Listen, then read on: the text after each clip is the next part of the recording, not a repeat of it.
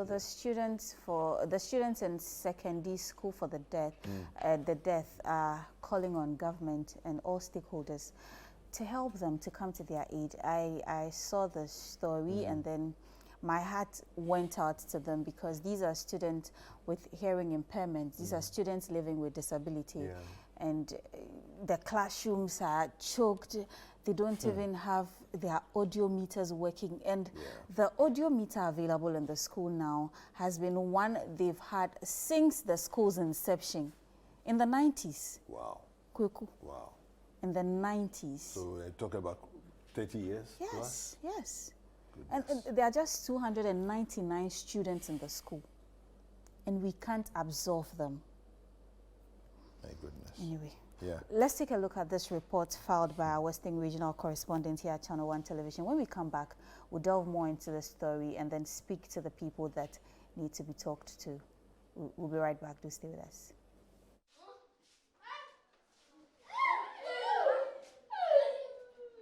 Established on October 4th, 1971, the Sekondi School for the Deaf has been providing special education to persons with hearing impairment for the past 53 years. Originally located in Sekondi, the school has been operating in Inchaban in the Shama district since September 28, 1984. The school was established purposely to give basic education to hearing impaired children in Western region and its environs. So for them not to go around loitering, begging for alms, doing kayayo and all those things. So the main aim was to give basic education, formal education to hearing impaired students.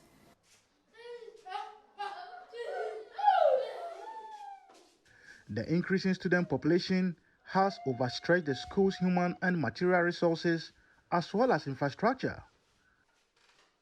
It was started with only 17 pupils, but currently we can boast of 299 pupils. Currently the classrooms are choked. I spoke to one of the teachers handling over 20 special students in a class about the challenges faced in teaching and learning. Basically, we have kids that will say they are special ones, with others have other multiple disabilities. In my class, as of now, there are 26.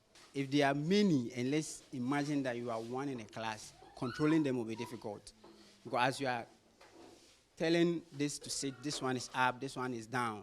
Okay, but maybe if you are much, let's say 2, 3, and the number is lesser, those ones that may be going around as you are busy doing 1 or 2 stuff, that may be controlled. This is a typical classroom session here at the Sekondi School for the Deaf, where we have our young students with hearing impairment being assisted by teachers over here to get some kind of education. But I'm seeing something over here. We seem to have 2 classes basically joined together. This, I'm told, is class 5, and over here is class 4. And as you can see, we have some looking here and others looking over here. I don't know what is happening. We have 2 teachers actually also teaching both sides. Madam, what is happening here?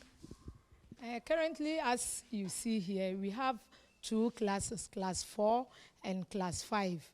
And there is a partition here to demarcate the 2 classes.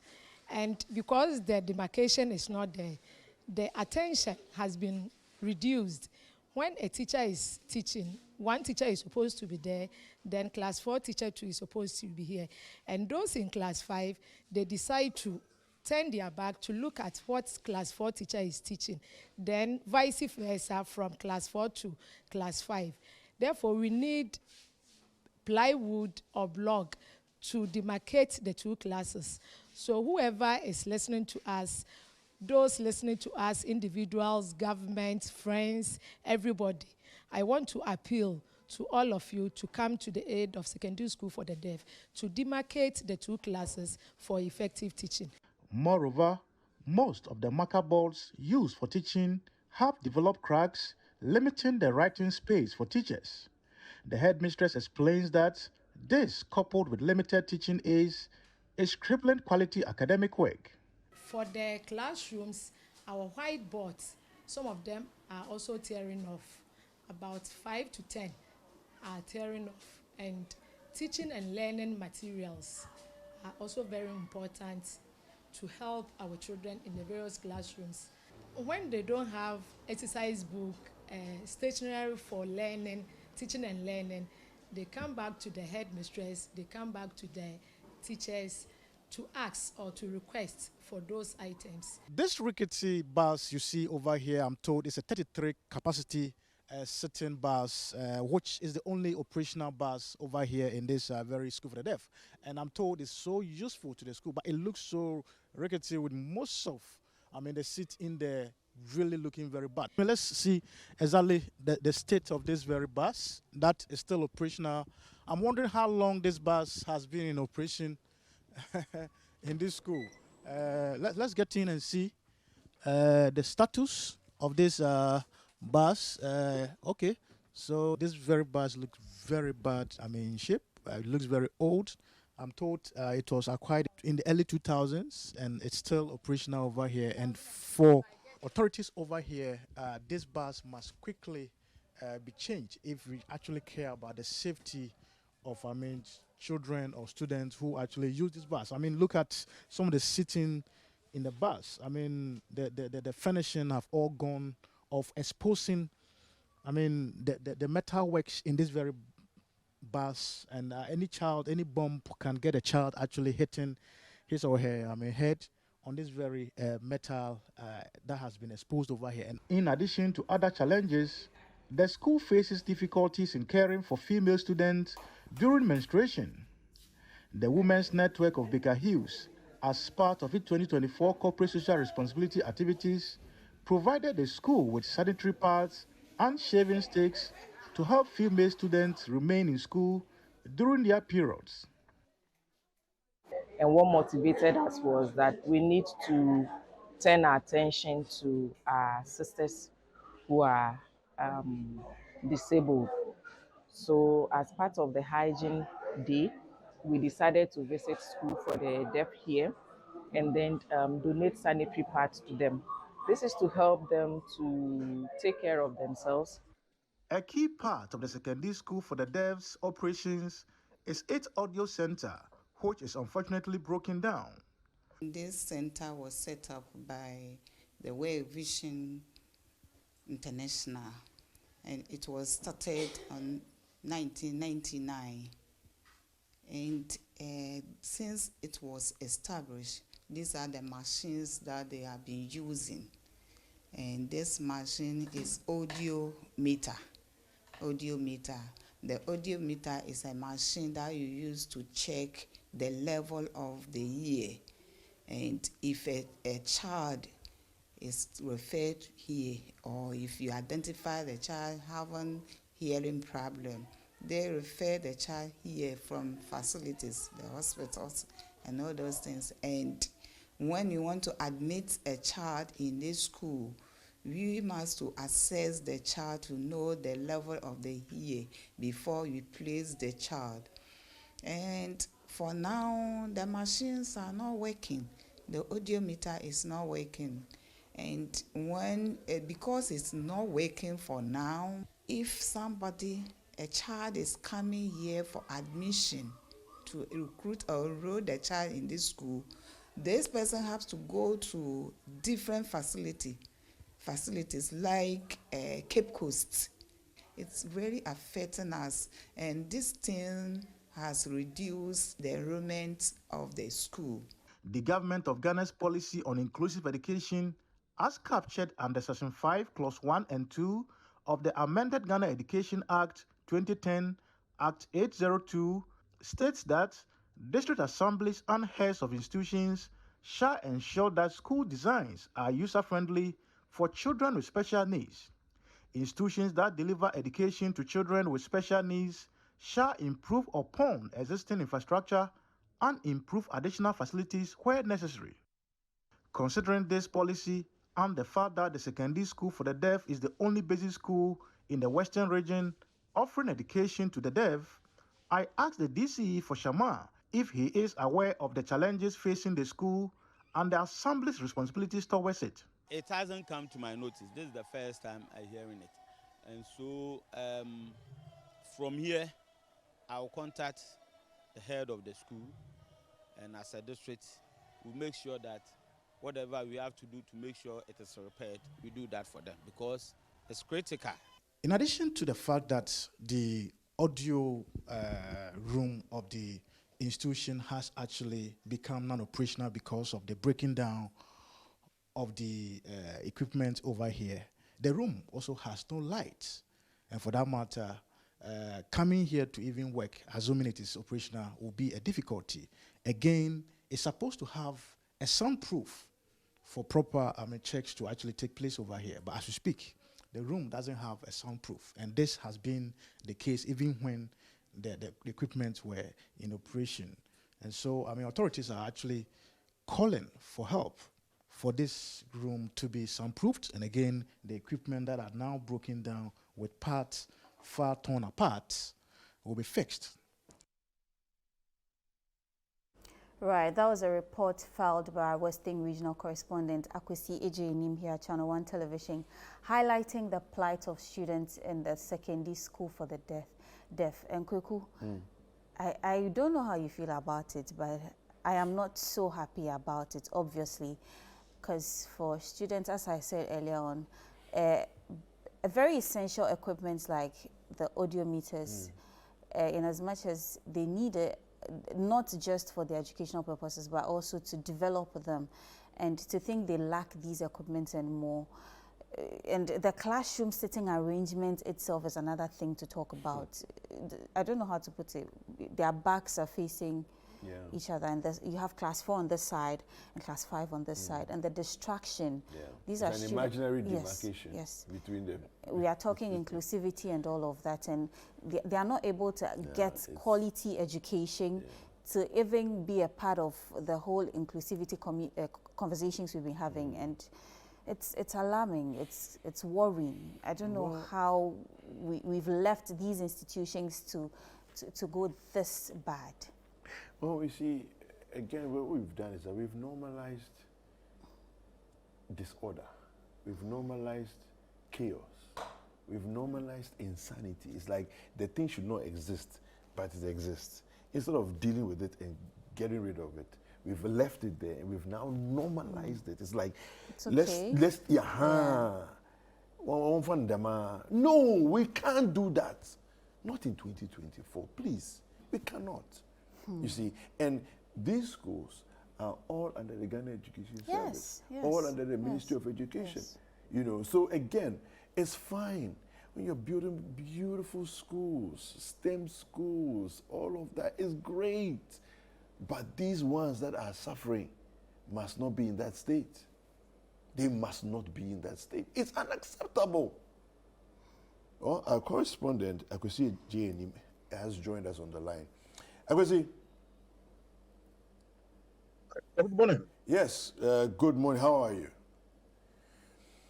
I'm doing fine here. Wonderful, wonderful. Okay, so this story is quite horrifying. I'm not sure, how were you feeling when it dawned on you that there are 2 classes in one room? For me, it looked a bit confusing for such a thing to be allowed to even go on, knowing very well that it would not yield any, good classroom, activity. Those 2 classes joined together are having different, sessions, different subjects. And there is a direct, case of, each group disturbing the other group. And so, it looked very confusing, seeing that such a thing could even be allowed to go on. But according to the authorities, they don't have a choice. That is the rooms available to them, and they have to find a way to maximize or utilize the place. And so they had to pair the 2 classes in the same class with different teachers teaching different things at the same time, irrespective of the noise or the nuisance from each other. And so that is, for me, the feeling that I felt standing there watching them. Okay, now educate us on this. The school for the deaf, they fall directly under the Ghana Education Service, right? Exactly so. Exactly so. Okay. Okay. So I don't know if you're able to speak with any of the duty bearers or authorities that are, could shed a bit more light on this problem that's going on. Well, you and I know that these days, I mean, the educational authorities are very much afraid for their position speaking to the media. And so even though on the face, they will know, I mean, they know there's a problem, they wouldn't want to come public to speak on it because they want to, I mean, save themselves from any possible transfers or any backlash. And so attempt to actually get them to speak to the issue, I mean, was not successful. But I must say that, I mean, I managed to talk to the district education director, district chief executive officer who basically supervise the whole district and the various directorate under the district. The GES these days, I mean, report to the DCE too, and he sits on most of their committees. And so it was very surprising to hear that he's not even aware of the issue. Don't forget that in the story, the headmistress did mention that they've written to the assembly on some of these concerns. They actually also have issues with, I mean, a broken gate. You know, the school lies right at the edge of the main highway from Takoradi to Cape Coast.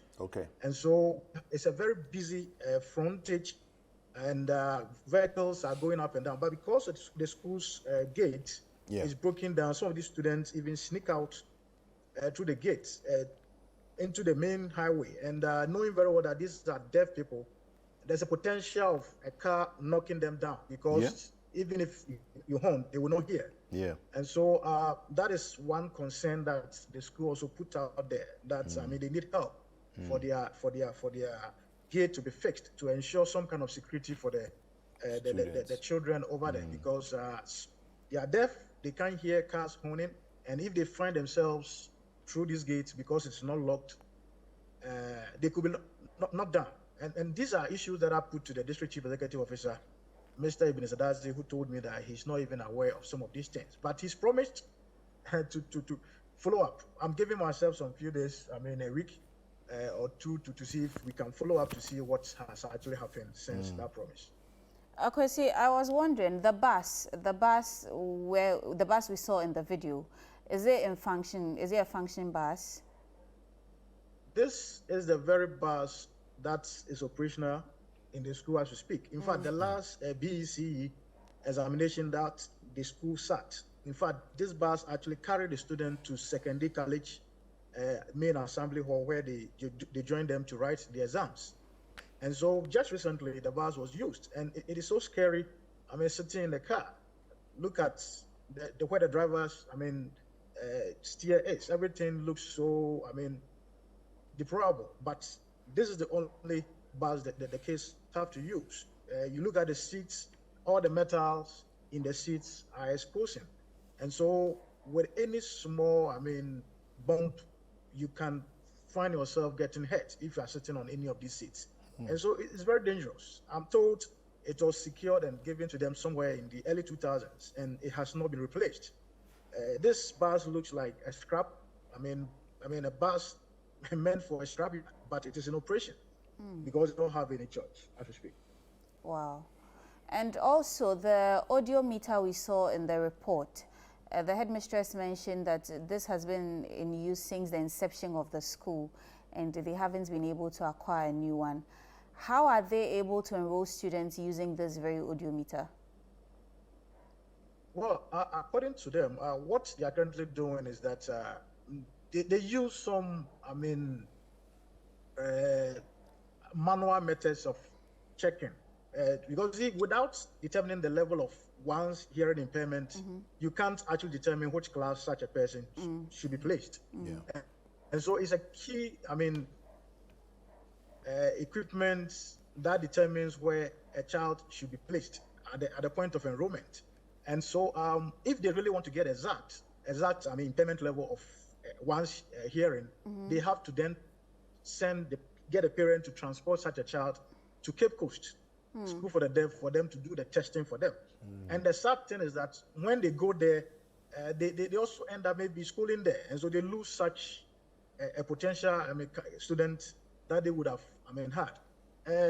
What is it? The importance of that audiometer goes beyond the school. In the whole of the Western region, if you visit any ENT facility in any hospital, and they want to prescribe medicine for you, they will have to subject you to that audiometer checking. And that used to be a referral center for all the hospitals here in Takoradi, including the Efiankwanta Regional Hospital. Wow. But since that thing got broken down, patients are asked to go to Cape Coast for that, and that brings in extra costs and extra, security issues of traveling. These people have been having a lot of accidents on the Cape Coast Takoradi Road, and that's also, poses a serious danger. It's unnecessary risk people have to be taking traveling from Takoradi to Cape Coast for such, hearing impairment checks. And so the audiometer is so important. Sadly, it was not even originally procured by the government. It was a World Vision that benevolently gave to them. Oh, I see. And unfortunately, the government has not been able to replace it when it went out of use or even fix it. Again, in that very audiometer room, they are supposed to also have a soundproof layout in that room. It should have been done after the World Vision built that place for them. So the government should have taken over and ensured that the place is soundproofed to ensure proper, that was also not done. So the breaking down of that place is really, hurting the school, and not just the school, but residents within the region. Wow. All right. Well, Akwesi, thank you very much for that update. We really appreciate your thoughts and your time on this. Thank you for bringing this story to us. Yeah, it's a very heartbreaking situation, honestly, because what's the cost of an audiometer? It's not, for the kind of things that we spent money on, I don't think it's something that would be difficult to acquire, or challenging for us to acquire. But because we don't think that space is as important as other spaces, so we've not done the investment we need to do. Yeah, that's all it is. Let's call a spade and also kidding ourselves around. If we thought it was valuable, was important for that space to be catered for properly, we would have done that. We would have soundproofed the room. Soundproofing. Yeah. Really, soundproofing. How much does that cost? Are we serious? Soundproofing, you need eggshells. Crates. Egg crates. You know egg crates? Yeah. Yes. Yeah. Yes, those, the cardboard one, that type. It's as basic as that for soundproofing. If you get, 100 egg crates, do them two, put them on the whole wall, stick it on the wall, the room is soundproof. That one too you can't do. Seriously.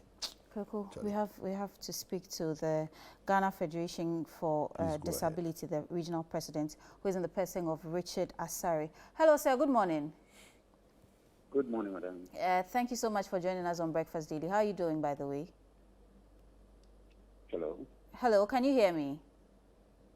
I can hear you, but the line is not all that clear. Right. I was saying good morning and thank you for joining us on Breakfast Daily.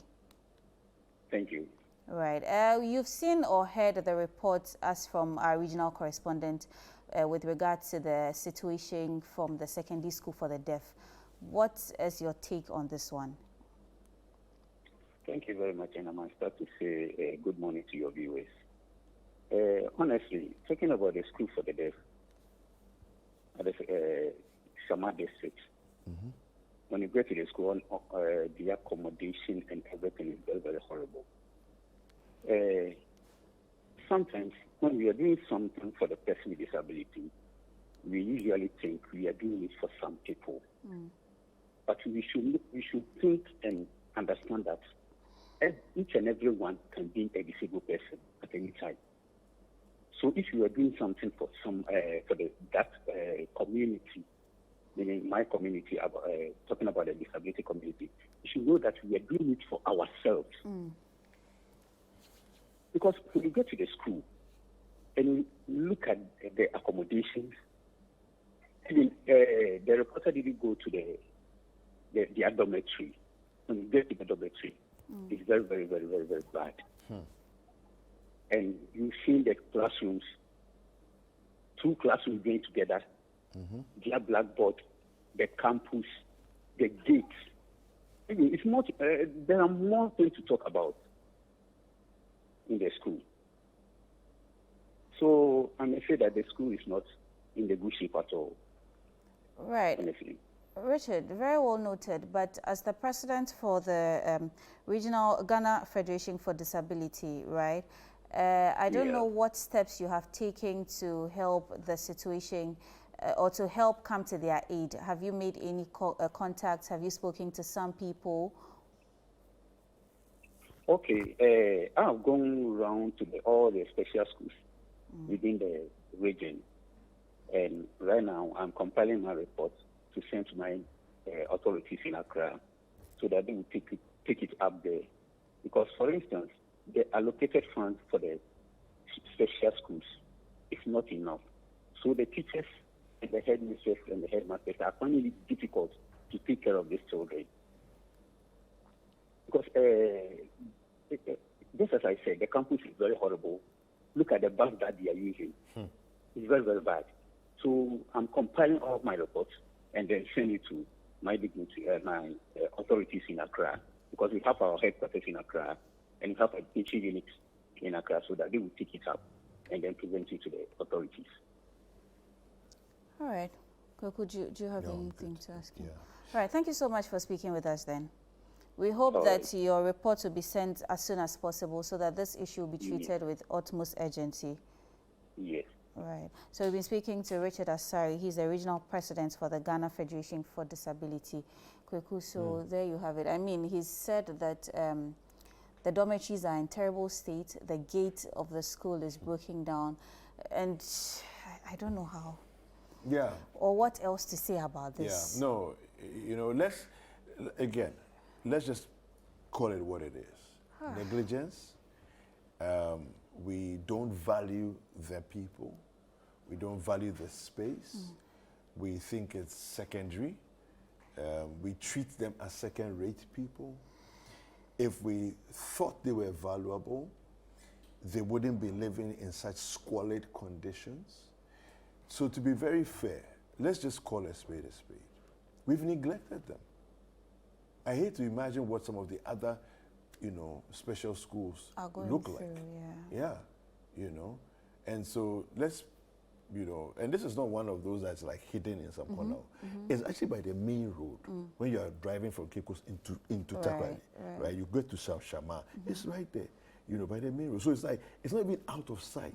In one of the shots there, you could actually see cars passing from inside the school. You could see cars on the main road passing by, right? So if it's not hidden, and yet you treat it, I'm talking to the duty bearers now, yet you treat it, that's Ghana Education Service, Ministry of Education, the assemblies, the Shama District Assembly, the Takrady Regional, Sekondi Takrady Regional Council. This is on you. This is on you. It's under your watch. This is happening. It's unacceptable. There's a student population of just 299. Less than 300? Yes, just 299. You can't take care of them. Give them decent, something decent. It's unacceptable. Look at the school bus. Anyway. We hope that as we are telling your stories to empower change, we get to see that change as soon as possible.